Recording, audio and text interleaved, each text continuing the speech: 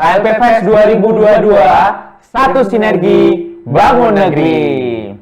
Baik Darren, Ya, tadi Mas. udah ada pemerintah Provinsi Aceh, terus Betul. ada Kementerian ATR dan BPN Betul. juga.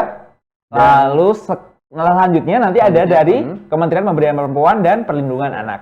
Oke, baik, lanjut saja kita ke pemaparan dari Kementerian Pemberdayaan Perempuan dan Perlindungan Anak. Ya. Namun sebelum itu, Mas, Ya. sebelum kita masuk ke pemaparan, kita saksikan video berikut ini dulu.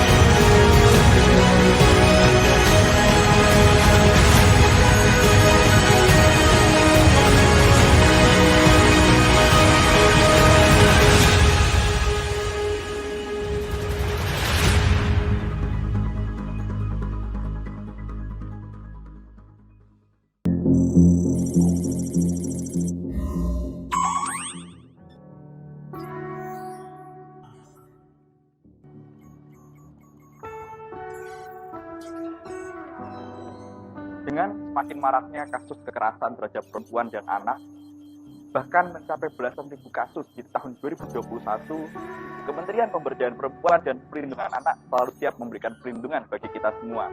Tentunya hal ini didukung oleh ASN-ASN yang handal dan juga perencanaan anggaran yang baik.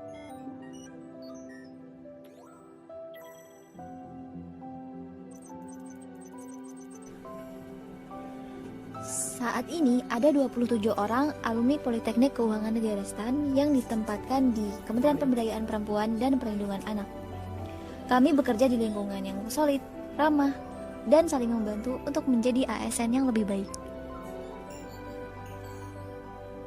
Kami bangga menjadi bagian Kementerian Pemberdayaan Perempuan dan Perlindungan Anak. Sebagai penggawa keuangan negara, di kementerian inilah kita mampu untuk turut berkontribusi dalam pemberdayaan perempuan dan perlindungan anak, serta mewujudkan kesetaraan gender melalui pengelolaan keuangan yang baik. Perempuan berdaya, anak terlindungi, Indonesia maju. Jangan lupa hubungi Sapa 129 untuk pengaduan kekerasan terhadap perempuan dan anak.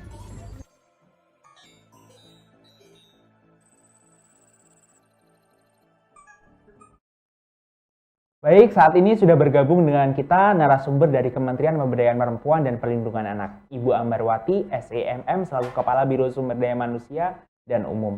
Selamat pagi, Ibu. Selamat pagi, Ibu. Apa Selamat suara kami? pagi, Ya. Mas. Baik, apa kabar Ibu? Sehat? Luar biasa.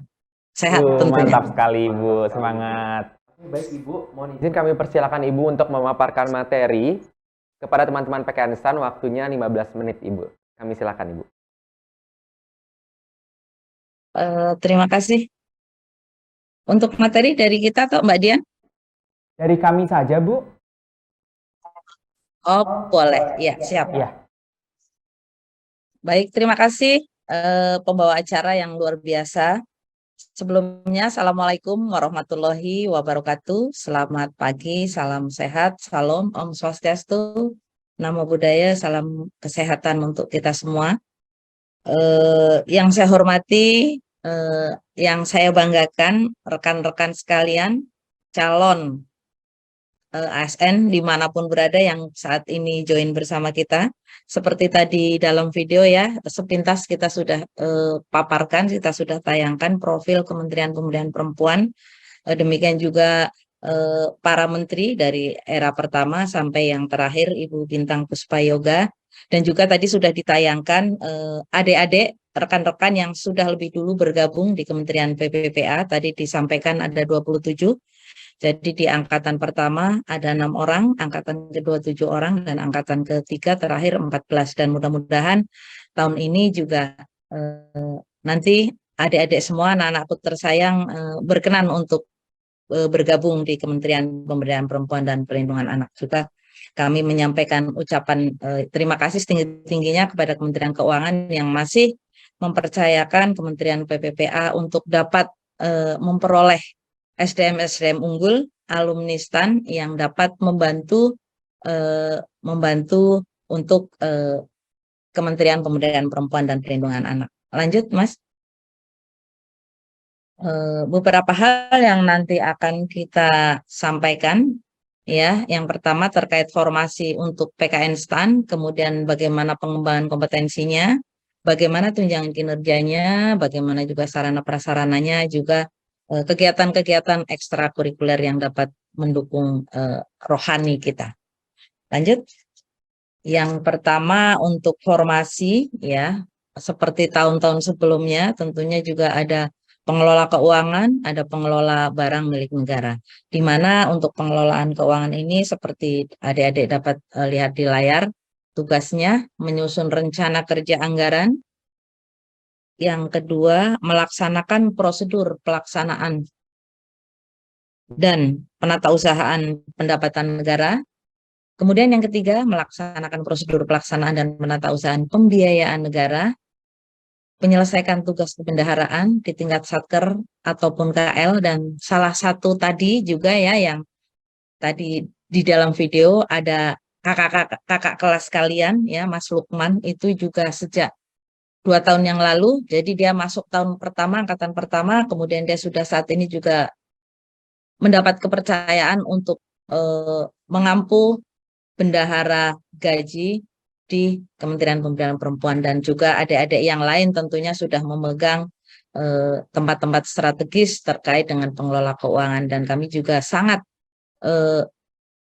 merasakan betapa perubahan positifnya dengan hadirnya rekan-rekan dari alumni STAN yang memang background-nya sudah sesuai, memang sudah ahlinya dalam hal terkait dengan pengelolaan keuangan, pengelolaan BUMN, dan lain-lain. Dan itu sudah sangat kami rasakan, termasuk juga dari pimpinan tertinggi di kami, Ibu Menteri juga sangat mengapresiasi, bahkan selalu menanyakan kapan memperoleh lagi formasi dari STAN. Itu yang kami rasakan selama ini dari 27 adik-adik dari STAN. Kemudian tugas yang selanjutnya tentunya menyelesaikan pekerjaan pengadaan barang jasa. Tadi juga ada kakak kelas kalian yang memang saat ini mengampu terkait dengan PPJ, kemudian melaksanakan prosedur pengelolaan keuangan Satker BLU. Kemudian untuk formasi yang kedua, pengelolaan BUMN, melaksanakan tata cara penganggaran dan pengelolaan keuangan, penguasaan dan keilmuan properti, konsep biaya, harga, dan nilai, serta jenis-jenis dalam penilaian tanah dan bangunan, kemudian pengelolaan BUMN, dan manajemen aset, penatausahaan BUMN sesuai dengan standar akuntansi pemerintahan secara manual maupun pemanfaatan teknologi informasi. Yang selanjutnya melaksanakan manajemen inventarisasi kekayaan negara serta kepengurusan piutang dan lelang. Dan yang terakhir adalah menyelesaikan pekerjaan pengadaan barang dan jasa identifikasi, analisis, evaluasi, pengukuran dan penanganan atau mitigasi risiko atas pengelolaan aset dan pembangunan infrastruktur. Lanjut. Yang selanjutnya terkait dengan pengembangan kompetensi. Pengembangan kompetensi ini ada dua, baik melalui pendidikan formal maupun pelatihan. Lanjut. Beberapa pendidikan formal yang ini terkait pengembangan kompetensi ada dua kategori ya, karena tahun ini insya Allah kami juga akan merekrut P3K. Jadi untuk PNS itu sendiri dan juga P3K. Di mana untuk PNS yang kedepannya untuk adik-adik tentunya ini, yaitu setiap PNS melaksanakan pengembangan kompetensi melalui jalur pendidikan dan atau pelatihan sekurang-kurangnya 20 jam pelajaran. Untuk P3K sama, tapi dalam waktu 1 tahun paling lama 24 jam pelajaran dalam 1 tahun masa perjanjian kinerja. Lanjut. Kemudian untuk konversi pendidikan ini untuk pendidikan tinggi, jenjang D3, S1, S2, dan S3. Jadi jangan khawatir nanti adik-adik tentunya, dan untuk adik-adik yang sudah terdahulu masuk juga sudah mulai untuk mengambil sekolah lagi ya. Kemudian untuk 1 semesternya 20 jam pelajaran. Lanjut. Beberapa pelatihan klasikal yang dapat diikuti. Yang pertama tentunya pelatihan struktural kepemimpinan, pelatihan di tingkat nasional, pelatihan manajerial, pelatihan teknis, pelatihan fungsional, pelatihan sosial kultural, kemudian juga seminar, konferensi, sarasehan, sosialisasi, workshop atau lokakarya, kursus-kursus lain, penataran, serta bimbingan-bimbingan teknis yang memang setiap berkala kita adakan.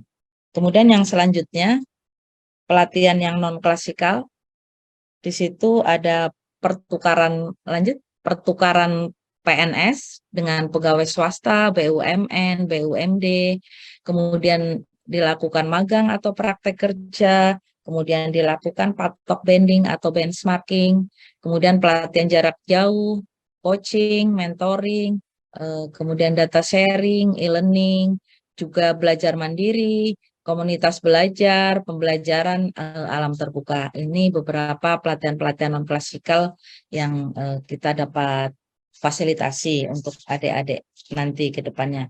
Lanjut, kemudian untuk konversi pelatihan, ya, untuk pelatihan struktural kepemimpinan, sesuai jam pelajaran, program pelatihan, kemudian untuk pelatihan di tingkat nasional juga sama, sesuai jam pelajaran program pelatihan. Kemudian untuk pelatihan manajerial sesuai jam pelajaran program pelatihan. Nah, ini bisa ditambahkan 20% dari jam pelajaran program pelatihan. Kemudian untuk pelatihan teknis sesuai jam pelajaran program pelatihan ditambah juga 20% dari jam pelajaran program pelatihan. Ini beberapa konversi yang bisa dilakukan. Lanjut. Kemudian untuk jenis yang selanjutnya terkait dengan kursusnya. Pelatihan fungsional sesuai dengan jam pelajaran program pelatihan ditambahkan 20% dari jam pelajaran program pelatihan. Kemudian juga untuk pelatihan sosial kultural sesuai jam pelajaran program pelatihannya dapat ditambahkan 20% dari jam pelajaran program pelatihan. Kemudian untuk seminar-seminar, konferensi, sarasehan, sosialisasi itu 1 hari dapat disetarakan dengan 4 jam pelajaran. Jadi apabila adik-adik nanti mengikuti seminar, maka dapat dikonversi ke dalam setara dengan 4 jam pelajaran. Atau 1 hari setara dengan 6 jam pelajaran. Kemudian untuk workshop atau lokakarya, ini ada sedikit berbeda ya. Jadi 1 hari setara dengan 5 pelajaran atau 1 hari setara dengan 7 jam pelajaran. Yang selanjutnya untuk kursus itu sama sesuai jam pelajaran dapat ditambahkan 20% dari jam pelajaran kursus. Kemudian penataran sesuai jam pelajaran program penataran itu dapat ditambahkan menjadi 20 jam pelajaran dari jam pelajaran penataran. Demikian juga untuk bimbingan teknis masih sama, ditambahkan 20% dari jam pelajaran. Kemudian untuk pertukaran ASN ini 1 kali kegiatan pertukaran pegawai dapat sudah disetarakan dengan 20 jam pelajaran ya. Jadi ini yang pertukaran ini cukup tinggi ya poinnya, setara dengan 20 jam pelajaran. Lanjut, kemudian untuk magang.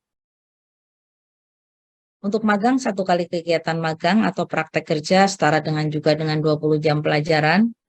Kemudian yang sebelah kanan 1 kali kegiatan magang setara dengan 24 jam pelajaran. Kemudian kalau kita benchmarking 1 kali kegiatan benchmark setara dengan 10 jam pelajaran. Untuk yang sebelah kanan 1 kali kegiatan benchmark itu setara dengan 20 jam pelajaran, untuk magang 24 ya. Kemudian untuk pelatihan jarak jauh sesuai jam pelajaran program pelatihannya ditambahkan 20% dari jam pelajaran program pelatihannya. Kemudian untuk kegiatan coaching, 1 kali kegiatan coaching setara dengan 2 jam pelajaran dan maksimal dihitung 2 kali dalam 1 bulan. Jadi kalau adik-adik ada coaching walau 1 bulan, maksimalnya kita dihitung dengan 2 kali dalam 1 bulan. Jadi kalau 1 kali coaching 2 jam pelajaran, maka dalam 1 bulan dianalogkan dengan 4 jam pelajaran. Lanjut.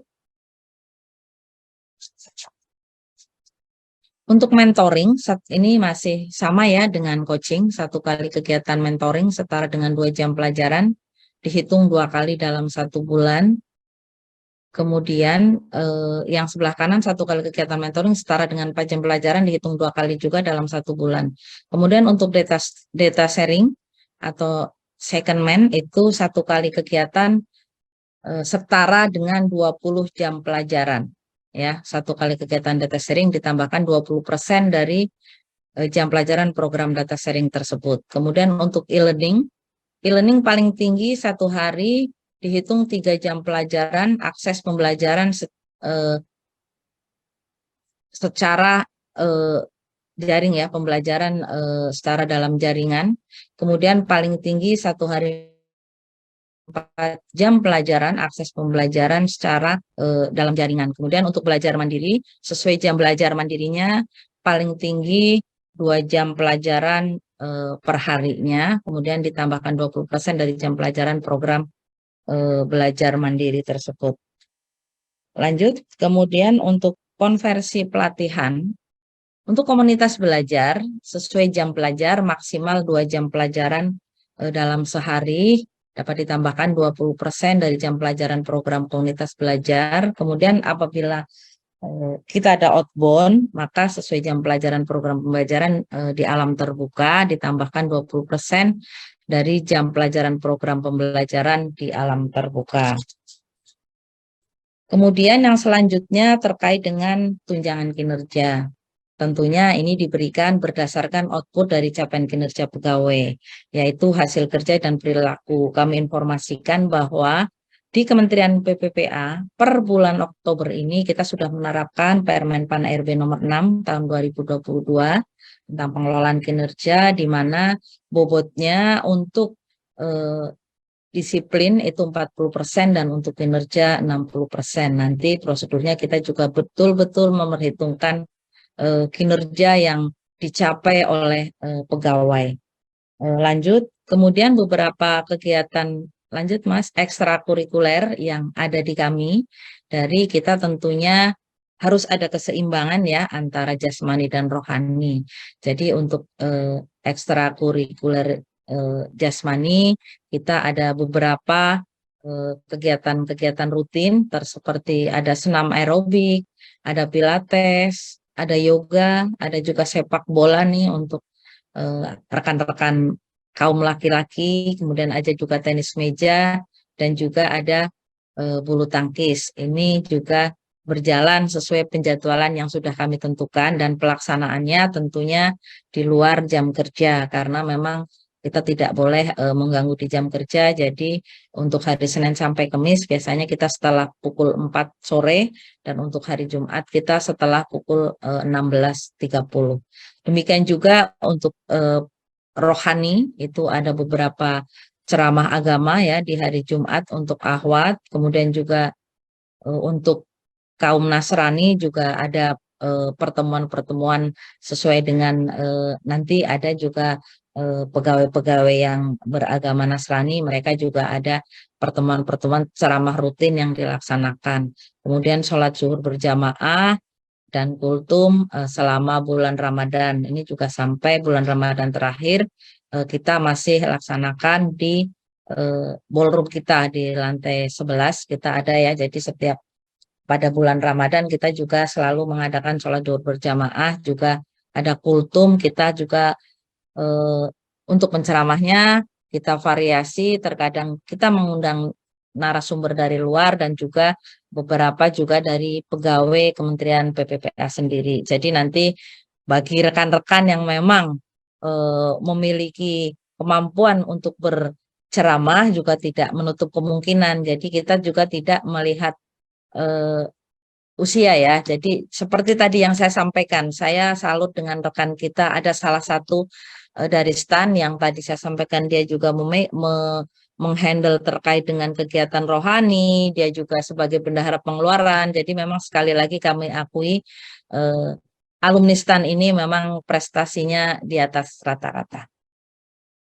Lanjut, kemudian terkait dengan sarana prasarana yang ada di Kementerian PPPA, kita yang pertama terkait musola, ini ada di setiap lantai. Jadi untuk struktur bangunannya itu hampir sama di seluruh satker. Di sebelah kanan ada toilet per lantai, kemudian juga ada musola di setiap lantai. Kemudian juga kita punya co-working space, ini yang di lantai 1 ini tempat bekerja untuk tim inspektorat. Jadi di sini teman-teman inspektorat dibikin suasana dalam bekerja itu suasana kerja bersama. Kemudian juga ada perpustakaan, ini ada di lantai 5. Jadi adik-adik biasanya yang awal-awal masuk itu bisa memperkaya dengan literatur-literatur yang ada di perpustakaan. Kemudian kita juga punya fasilitas klinik, ya, ada di lantai 1. Kemudian juga ada co-working space, ini di lantai 2. Lantai 2 ini untuk semua tim di Biro SDM dan Umum. Jadi kita memang ciptakan suasana-suasana bekerja juga tidak terlalu serius hanya di depan meja, tapi juga kita siapkan tempat untuk bekerja bersama. Kemudian untuk ruang arsip kita juga sudah punya record center, ini juga ada di lantai 2.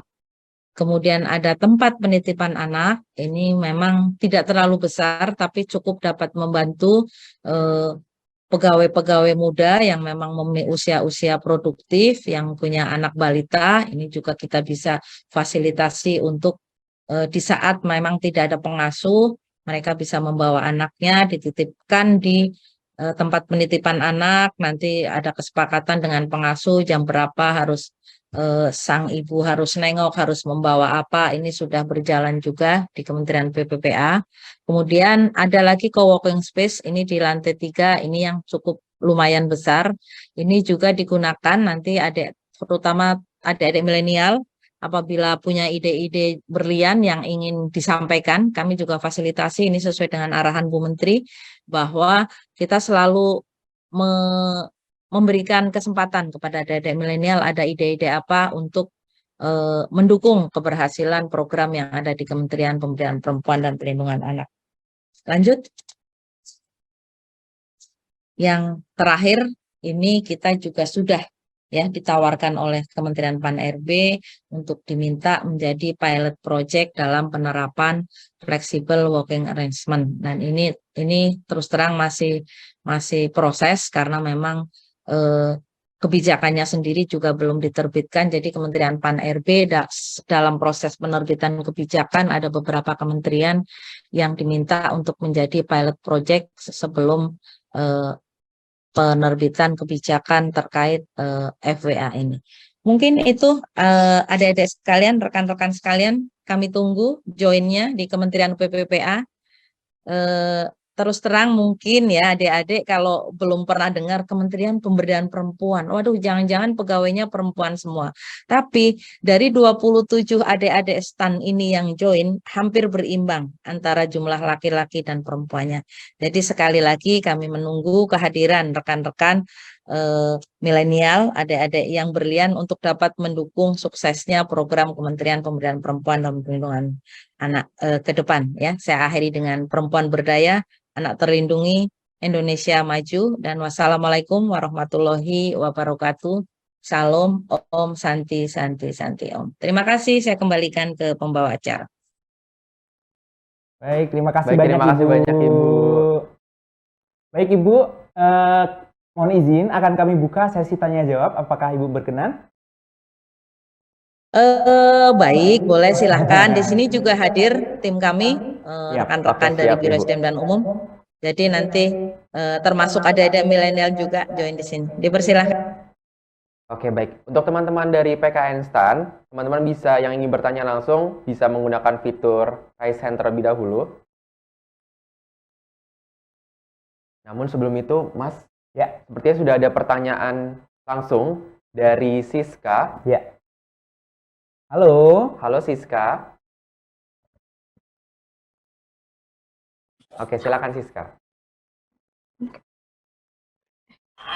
Mohon maaf Bu, sinyalnya sedang jelek, jadi saya off cam. Izin bertanya bahwa untuk jumlah formasinya tahun ini itu berapa, dan untuk penempatannya itu di pusat atau disebar di seluruh provinsi Indonesia ya Bu? Terima kasih.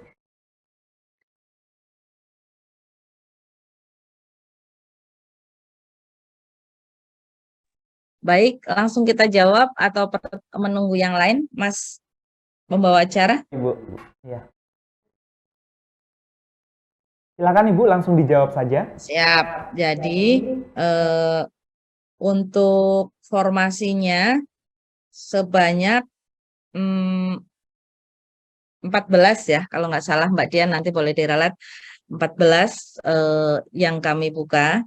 Kemudian untuk penempatannya jangan khawatir, semua di kantor pusat di Jalan Medan Merdeka Barat nomor 15. Tentunya seperti dengan background latar belakangnya untuk memperkuat tadi yang kita sampaikan ya, ada pengelola BUMN, ada analis anggaran. Jadi nanti kita bagi di seluruh kedeputian tentunya, karena memang roh tujuan kita kan memang untuk memperkuat Kementerian PPPA. Jadi singkatnya penempatannya semua di pusat, Mbak. Baik, terima kasih ya Bu. Oke, Ya. sudah cukup jelas ya. Jadi ada berapa tadi? 9 ya? 14. 14. 14. Ya, ada 14. 14. Kalau dari program studinya Ibu, apakah bisa diperjelas?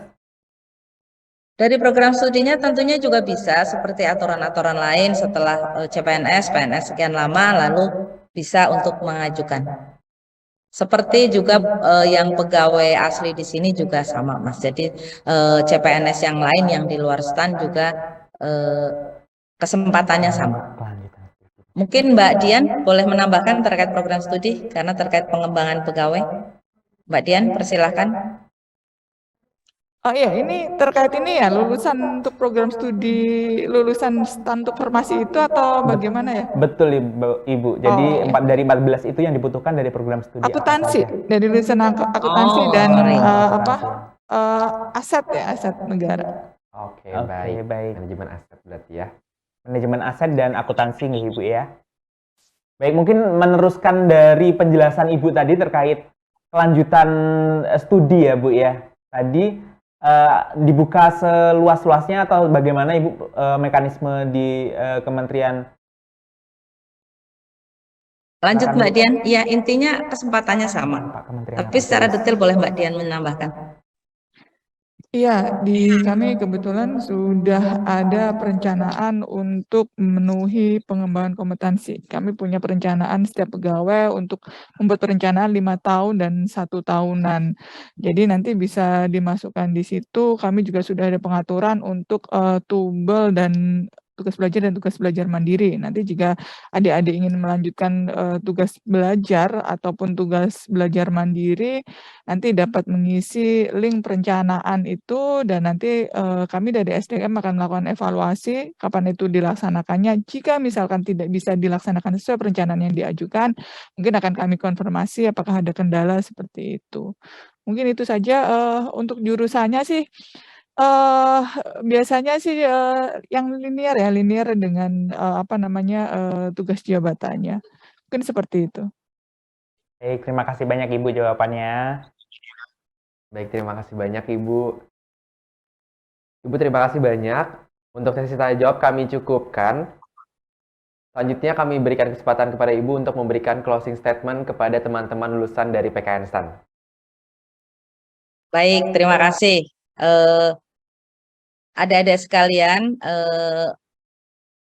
sebagai ASN tentunya kita sesuai dengan core value ya, berakhlak. Jadi dimanapun ditempatkan, tentunya pesan kami bekerjalah dengan baik, dengan jujur, ikhlas, bertemanlah dengan orang-orang yang bisa menguntungkan ya. Jadi kalau ada sekelompok yang kira-kira tidak ini, harus pandai-pandai memilih teman intinya, dan kami tunggu. Bekerja di Kementerian Pemberdayaan Perempuan adalah asik karena memang mengurusi urusan perempuan dan anak itu sungguh pekerjaan yang mulia, karena memang kita akses kita juga di seluruh Indonesia ya, jadi di 34 provinsi dan 500 sekian kabupaten kota, tidak tertutup kemungkinan untuk kita juga bisa ke sana. Jadi sekali lagi kami tunggu untuk join di Kementerian PPPA. Siapapun yang nanti join, insya Allah kami akan berlakukan sama, kesempatan yang sama dengan pegawai yang lain. Intinya berintegritas dan berakhlak itu yang menjadi utama. Jadi tidak cukup pandai, tapi perilaku juga menjadi hal yang utama. Mungkin itu Mas. Terima kasih. Baik, terima kasih banyak Ibu. Terima kasih atas paparan, jawaban, serta keikutsertaannya pada hari ini ya Ibu ya. Semoga diberikan kesehatan selalu. Amin. Terima kasih Mas. Ya, sama-sama Ibu. Baik. Ini sudah selesai Ya. dan kita akan lanjut ke sesi selanjutnya. Ya, betul. Dan ada dari pemerintah Kabupaten Kediri, Mas. Ya, siap. Tapi Izin live Mas. Oh, siap. Oke, Silakan baik, Ibu. silakan Ibu. Terima kasih. Sama-sama Ibu. Jadi sebelum pemerintah provinsi Kabupaten Kediri akan hadir, Betul. kita akan break terlebih dahulu ya. Oke, kita break. Silakan.